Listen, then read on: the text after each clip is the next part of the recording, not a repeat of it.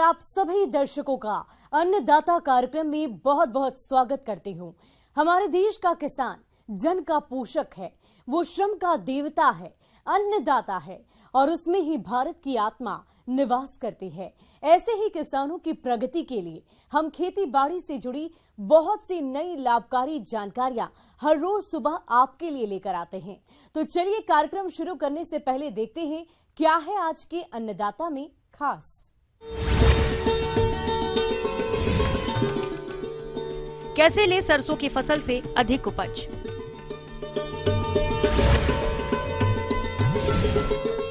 Drone के प्रयोग से किसानों की घटेगी लागत, बढ़ेगा उत्पादन।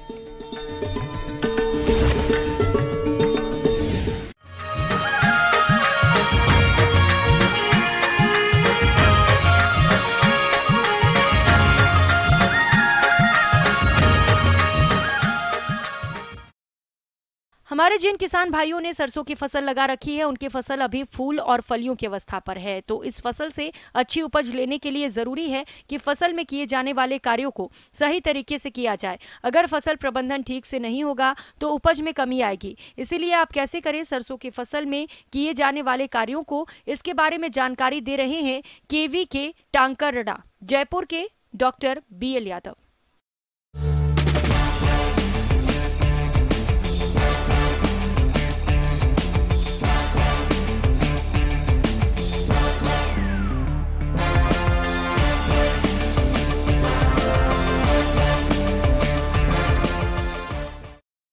यहाँ जो रबी में जो तिलनी फसल है वो सरसों की फसल होती है और अभी खेतों में बहुत ही बढ़िया कंडीशन में हमारी फसल खड़ी है। साथ ही हम देख सकते हैं कि फूल पूरे होने वाले हैं और फलियां लगने की स्टेज पे सरसों है, फलियां पक भी रही है और फलियां लग भी रही है। तो इस प्रकार से हम देख सकते हैं कि सरसों में कैसे सस्य प्रबंधन करें जिससे इसकी उत्पादकता प्रति हेक्टेयर बढ़ाई जा सकती है। जैसा कि हमारे सामने जो फसल खड़ी है सरसों की, इसमें हम देख रहे हैं कि सरसों की जो फसल है उसमें सिंचाई का विशेष प्रबंधन कब कब रखें और किस प्रकार से दे कि उत्पादन में बढ़ोतरी हो सके। सिंचाइयों का ऐसे ध्यान रखना है कि ऐसे लगातार हमको सिंचाई नहीं करनी है। सरसों में जैसे शुरुआत में सिंचाई करते हैं, उसके बाद में जब फली बनती है या उसमें दाना बन रहा है, जब दाना बनने की अवस्था आती है उस टाइम में सिंचाई का विशेष ध्यान रखना है। उस टाइम में यदि हम सिंचाई नहीं करते हैं या सिंचाई पे ध्यान नहीं देते हैं तो उस टाइम में हमारा जो मुख्य रूप से जो उत्पादकता पे प्रभाव पड़ता है वो ही पड़ता है। तो इसलिए जब भी इस जो फलियों में दाना भर रहा है उस टाइम में जैसे थोड़ा सा टेम्परेचर बढ़ जाए या पानी की कमी लगे कि भाई फलियों में जो है दाना छोटा रह रहा है, तो उस टाइम में सिंचाई एक अच्छी तरह से सरसों की फसल में सिंचाई करते। जब इस प्रकार से यदि हम सिंचाई करेंगे तो निश्चित रूप से जितनी भी फलियां लगेगी उसमें सब में दाना अच्छी तरीके से यूनिफॉर्म साइज का दाना बनेगा और उसमें तेल की मात्रा अच्छी होगी। तो जिसको हमारे जो उपज में मापते हैं तो उपज बहुत अच्छी प्राप्त होगी, उसकी गुणवत्ता अच्छी प्राप्त होगी, जिससे हमारे किसान भाइयों को सरसों की फसल से अच्छा उत्पादन और अच्छा जो है आर्थिक लाभ प्राप्त होगा। किसान भाइयों, किसी भी फसल से अधिक उत्पादन प्राप्त करने के लिए फसल को कीट और रोगों के प्रकोप से बचाना जरूरी होता है। इस बात को ध्यान में रखते हुए सरसों की फसल में इस समय आने वाले कीट और रोगों की पहचान करके जल्द से जल्द नियंत्रण करें। तो सबसे पहले मुख्य बात है कि इस समय पे जो सरसों की फसल में है, जैसे अभी वर्षा हुई है, वर्षा के बाद में जैसे टेम्परेचर बढ़ता है तो उसके साथ में एफिड की समस्या बढ़ जाती है, जिससे सरसों की उत्पादन पे काफी विपरीत प्रभाव पड़ता है और उत्पादन घट जाता है, गुणवत्ता भी काफी अच्छी नहीं होती है। तो उस चीज को ध्यान रखने के लिए सबसे पहले हमारे को एफिड का हमारे किसान भाइयों को एफिड प्रबंधन का ध्यान रखना जरूरी है। जैसे ही एफिड टेम्परेचर बढ़ता है, एफिड की समस्या आती है, तो तुरंत हमारे किसान भाई उसकी रोकथाम के लिए जो उपाय है उसको अपनाइए जिससे उत्पादन में कोई हानि नहीं हो। जिसके लिए मुख्य रूप से बात करें कि सरसों की फसल में, खड़ी फसल में यदि ये एफिड आता है, टेम्परेचर बढ़ता है, तो उस टाइम में हमारे किसान भाई इमिडाक्लोपिड जो दवा आती है 17.8 SL, उसका 0.3 से 0.4 ml प्रति लीटर पानी में घोल बना के इस पे स्प्रे करेंगे। और स्प्रे का भी हमारे किसान भाइयों को ध्यान रखना है कि सुबह के समय या दोपहर के समय नहीं करना है, क्योंकि बहुत सारी मधुमक्खियां इसमें हैं, तो मधुमक्खियों को नुकसान नहीं हो, इसलिए हमारे किसान भाइयों को दोपहर बाद में जो है शाम के समय में इसमें स्प्रे करेंगे तो इसके रिजल्ट भी अच्छे मिलेंगे। और दूसरा जो मधुमक्खियों की जो समस्या आती है जिसमें दवा का छिड़काव करते हैं, तो वो भी एक समस्या से निजात पाया जा सकता है और हमारा अच्छे तरीके से जो एफिड प्रबंधन है, जो माऊ का प्रकोप हो रहा है, उसको कम किया जा सकता है। सरसों का सफेद रतुआ रोग इस रोग से पौधों की पत्तियों की निचली सतह पर सफेद रंग के फफोले बनते हैं। रोग की उग्रता बढ़ने पर ये आपस में मिलकर अनियमित आकार के दिखाई देते हैं। पत्ती को ऊपर से देखने पर गहरे भूरे रंग के धब्बे दिखाई देते हैं। कभी कभी रोग फूल और फली पर केकड़े के समान फूला हुआ भी दिखाई देता है। इस रोग के नियंत्रण के लिए बीजों को उपचार करके ही बुआई करना चाहिए। इसके अलावा रिडोमिल MZ 72, WP और मैंकोजेब 1250 ग्राम प्रति 500 लीटर पानी में घोल बनाकर 2 छिड़काव 10 दिन के अंतराल से 45 और 55 दिन की फसल पर करने से रोग का नियंत्रण किया जा सकता है। सरसों का तना सड़ना या पोलियो रोग। सरसों की फसल में ये रोग फूल आने के बाद ही पनपता है। इस रोग से तने के निचले भाग में मटमैले या भूरे रंग के धब्बे दिखाई देते हैं। यह धब्बे रुई जैसे सफेद जाल से ढके होते हैं। रोगों की अधिकता में पौधा मुरझाकर टूट जाता है या फिर नीचे की ओर लटक जाता है। इसके नियंत्रण के लिए स्वस्थ और प्रमाणित बीज का ही उपयोग करें। बीजोपचार करके ही बुआई करें। गर्मियों में खेत की गहरी जुताई कर फसल के अवशेषों को नष्ट कर दें। सिफारिश से अधिक नाइट्रोजन प्रयोग ना करें। बीमारी का प्रकोप दिखाई दे तो 0.1% की दर से कार्बन डाइजिम दवा फूल की अवस्था पर 10 दिन के अंतराल में 2 बार पत्तियों व तने पर छिड़काव करें। तो इस प्रकार से सरसों में प्रबंधन करने की इस टाइम आवश्यकता है, उसको करना है और उसके द्वारा हमारी जो लागत है उसको भी कम किया जा सकता है और उत्पादन में बढ़ोतरी की जा सकती है। किसान भाइयों, अब लेते हैं एक छोटा सा ब्रेक।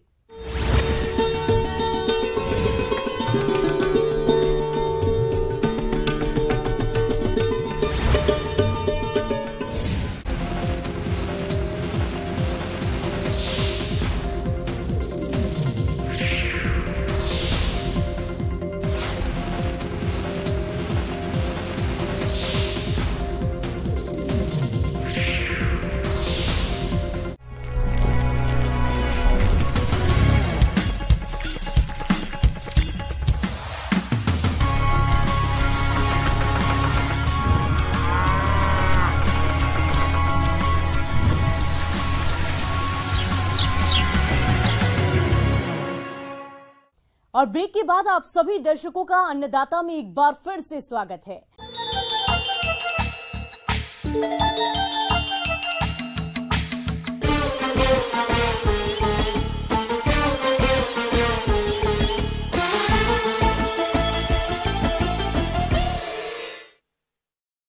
किसान खेतीबाड़ी के दौरान फसल बुआई से लेकर खड़ी फसलों की देखरेख तक तमाम तरह की परेशानियों का सामना करते हैं। कई बार तो किसान खड़ी फसलों पर खाद और अन्य कीटनाशकों का छिड़काव करते हैं, समय से पहले फसल पूरी नहीं कर पाते। लेकिन अब किसान ड्रोन तकनीक की मदद से खेत में खड़ी फसलों पर यूरिया और अन्य कीटनाशकों का छिड़काव बेहद आसानी से कम समय में पूरी फसल पर कर सकते हैं। जी हां, कृषि यंत्रों की श्रृंखला में अब ड्रोन को भी शामिल कर लिया गया है। तो इस यंत्र में किसानों को क्या फायदे हैं और इसका प्रयोग कैसे करना है, चलिए इन सभी मुद्दों पर बात करते हैं कृषि विशेषज्ञ डॉक्टर श्रीनिवास राघवन से।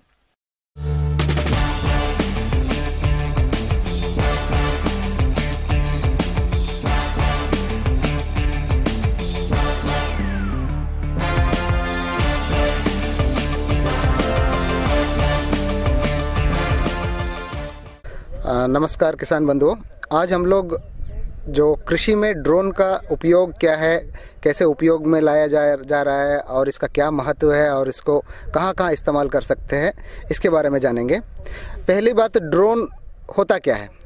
ड्रोन को हम अनमैन्ड एरियल व्हीकल भी कहते हैं, जो कि प्लेन जैसा है, जो कि बिना कोई पायलट का हम लोग रिमोटली उसको ऑपरेट कर सकते हैं। जो ये ड्रोन है, ये इसको कई अलग अलग क्षेत्र में उपयोग में लाया जा रहा है आज 21वीं सदी में, जैसे डिफेंस क्षेत्र में, मेडिकल क्षेत्र में और खासकर कृषि में इसका ज़्यादा महत्व होने के कारण भारत सरकार ने हाल ही में एक किसान ड्रोन का एक कार्यक्रम का लॉन्च किया है।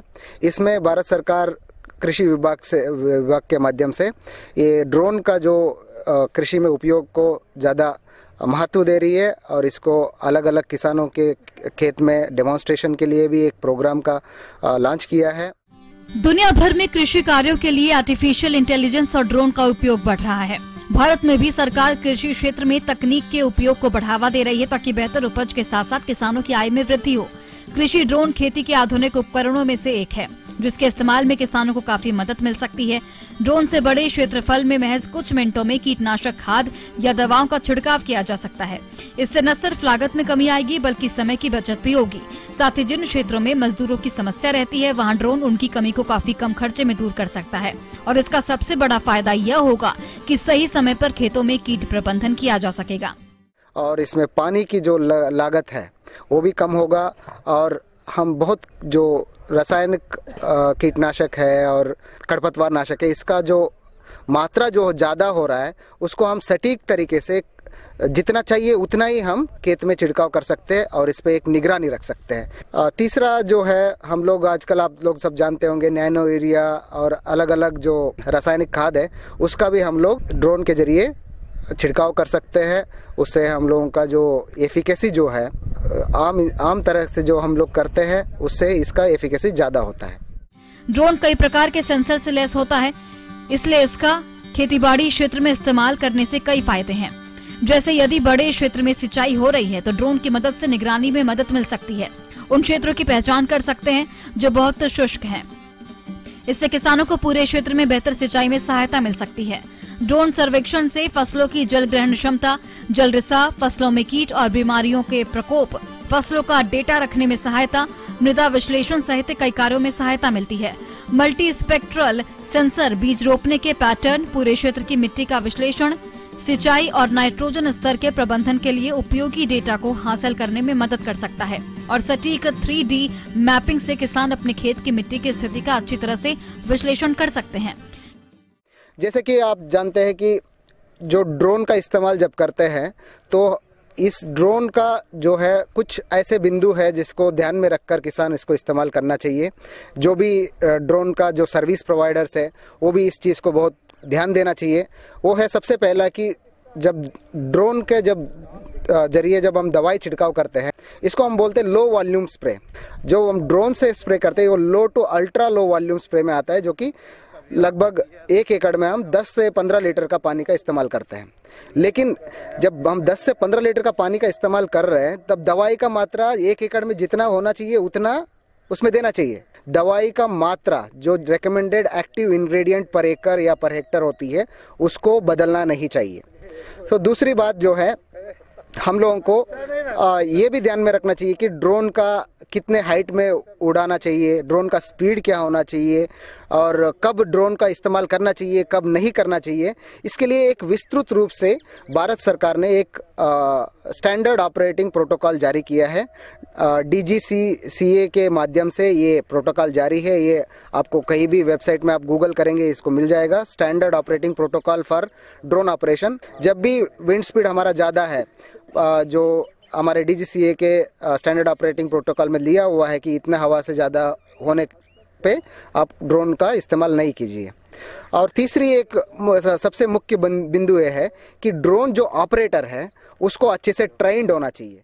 किसान ड्रोन कार्यक्रम के तहत कृषि समूह बनाकर आसानी से खरीद सकते हैं। इसके लिए किसानों को भारत सरकार की DGCA संस्था से 7 दिन का प्रशिक्षण लेना होगा, जिसमें किसानों को ड्रोन को सुचारू रूप से चलाने की सारी तकनीकियां, नियमों और सावधानियों के बारे में प्रशिक्षण दिया जाता है, जिसका कोर्स कर किसान आसानी से ड्रोन का उपयोग कर सकते हैं। जैसे भी हम डिस्कस कर रहे थे कि ड्रोन ऑपरेशन के वक्त क्या क्या मुख्य रूप से हम लोग ध्यान रखना चाहिए। जैसे कि सबसे पहले ड्रोन को उड़ाने से पहले उसका जो नोजल है, जो स्प्रे करने का नोजल है, उसको कैलिब्रेट कर लेना चाहिए। सही मात्रा में सारे नोजल से लिक्विड निकल रहा है कि नहीं निकल रहा है वो चेक कर लेना चाहिए और सारे नोजल से सही मात्रा में जो लिक्विड स्प्रे हो रहा है वो चेक करना है। और दूसरी बात है कि जो ड्रोन का जो हाइट है वो 1 से 3 मीटर के दायरे में होना चाहिए और 3 मीटर से ज़्यादा भी नहीं और 1 मीटर से नीचे भी नहीं। और ये एक DGCA का जो दिया हुआ लिमिटेशन है। और दूसरी बात है कि जो ड्रोन का स्पीड है 8 मीटर पर सेकंड से ज़्यादा स्पीड नहीं होना चाहिए। अगर कोई भी फार्मर प्रोड्यूसर ऑर्गेनाइजेशन ड्रोन खरीदना चाहता है उसमें सरकार उसके लिए सब्सिडी दे रही है, 50% सब्सिडी मिलेगा सरकार की तरफ से। और FPO अपना ड्रोन खरीद के अपने सारे जो मेंबर किसानों के खेत में इस्तेमाल कर सकता है। और कि सरकार जो है ड्रोन का जो उपयोग है उसके बारे में किसानों को ज़्यादा जानकारी देने के लिए यही किसान ड्रोन कार्यक्रम के अंतर्गत अलग अलग किसान कृषि विज्ञान केंद्र और यूनिवर्सिटी को ये दायित्व दिया है जो किसान के खेत में जाए और डेमोन्स्ट्रेशन दे। अलग अलग किसानों के अलग अलग केवीके के अंतर्गत हम लोग डेमोन्स्ट्रेशन देंगे। किसान बंधु इसको देख सकते हैं, इसको देख के और इसका जो उपयोग है उसके बारे में समझ कर आगे इसको इस्तेमाल कर सकते हैं। आगे और भी है खेती बाड़ी से जुड़ी बहुत सी रोचक जानकारियां। कहीं नहीं जाइएगा, रुकेंगे एक छोटे से ब्रेक के लिए।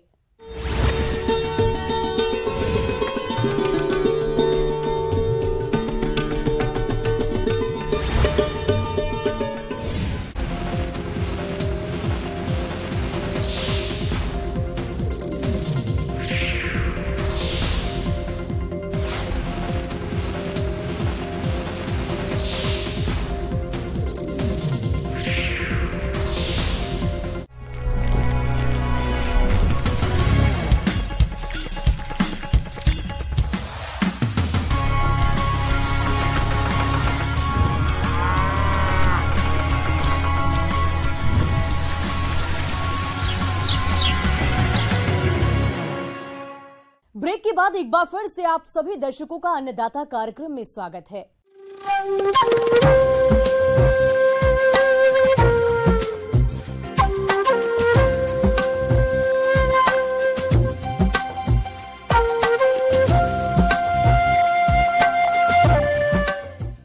मौसम विभाग की रिपोर्ट पर साप्ताहिक कृषि सलाह कुछ इस प्रकार है।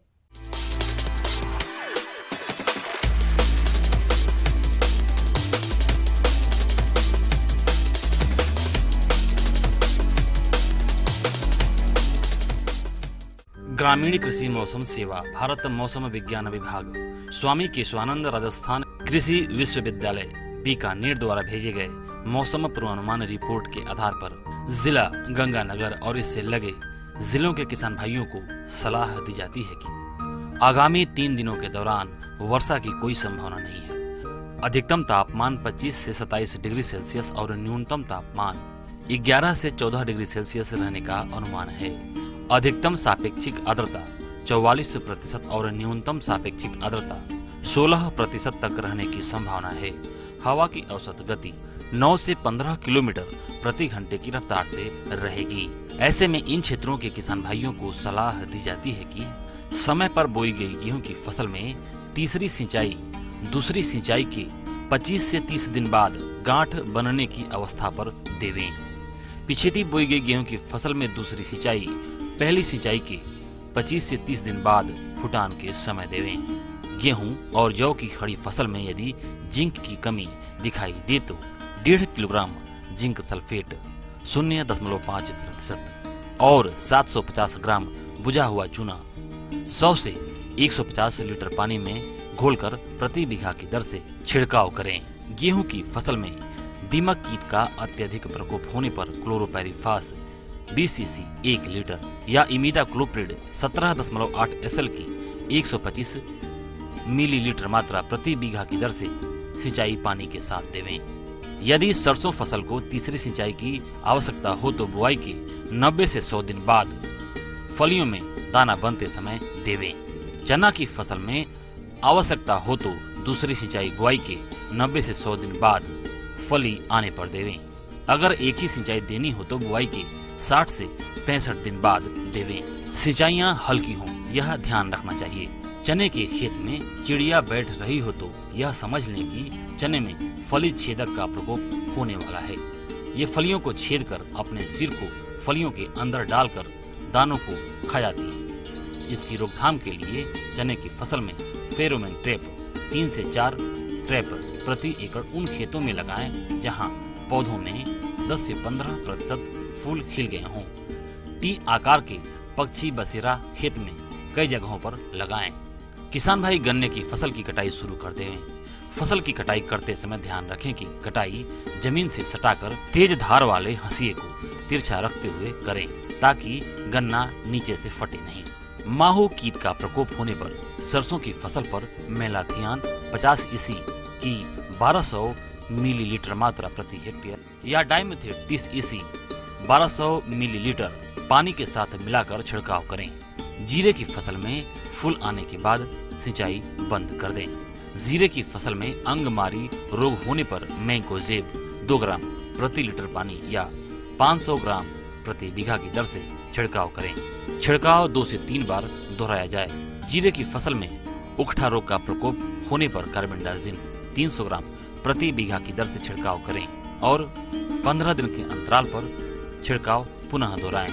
किसान भाइयों को सलाह दी जाती है कि गोभी की फसल में डायमंड बैक मॉथ, मटर में फली छेदक और टमाटर में फल छेदक कीट की निगरानी के लिए फेरोमोन ट्रैप 3 से 4 ट्रैप प्रति एकड़ की दर से लगाने की सलाह दी जाती है। आम में मंजर निकलने की अवस्था में बाग का प्रबंधन, जब मंजर निकल रहे हों उस समय इमिडाक्लोप्रिड 17.8 SL की 1 मिलीलीटर मात्रा प्रति 2 लीटर पानी और घुलनशील गंधक चूर्ण फफूंदनाशक दवा 80 WP 2 ग्राम प्रति लीटर पानी के हिसाब से घोल बनाकर छिड़काव करने से आम का मधुआ कीट और चूड़िल आसिता रोग की उग्रता में कमी आती है। विकृत मंजर को तोड़कर बाग से बाहर ले जाकर जला देना चाहिए या जमीन में गाड़ देना चाहिए। मुख्य तने पर बोर्डो पेस्ट से पुताई करनी चाहिए। बोर्डो पेस्ट बनाने के लिए चूना 1 किलोग्राम लें, तुतिया 1 किलोग्राम लें और 10 लीटर पानी में इसे घोल लें।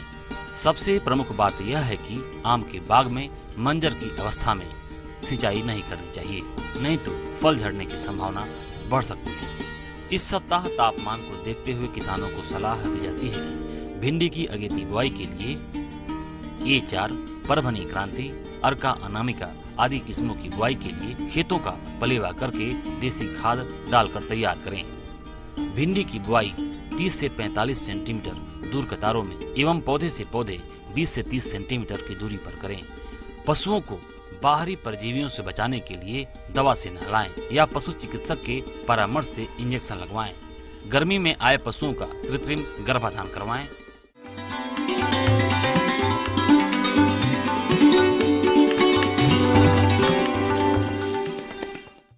आइए जानते हैं अन्नदाता निःशुल्क फोन के माध्यम से पूछे गए समस्याओं का समाधान। अन्नदाता निःशुल्क फोन संपर्क सेवा के माध्यम से पूछे गए प्रश्नों में से आज हमने जिस प्रश्न को कार्यक्रम में शामिल किया है उसे पूछा है ग्राम बेला, जिला उदयपुर के कृषक प्रशांत यादव ने। ये गिर गाय के बारे में संपूर्ण जानकारी चाहते हैं। तो प्रशांत यादव जी, आपकी जानकारी के लिए प्रस्तुत है कार्यक्रम का ये अंश।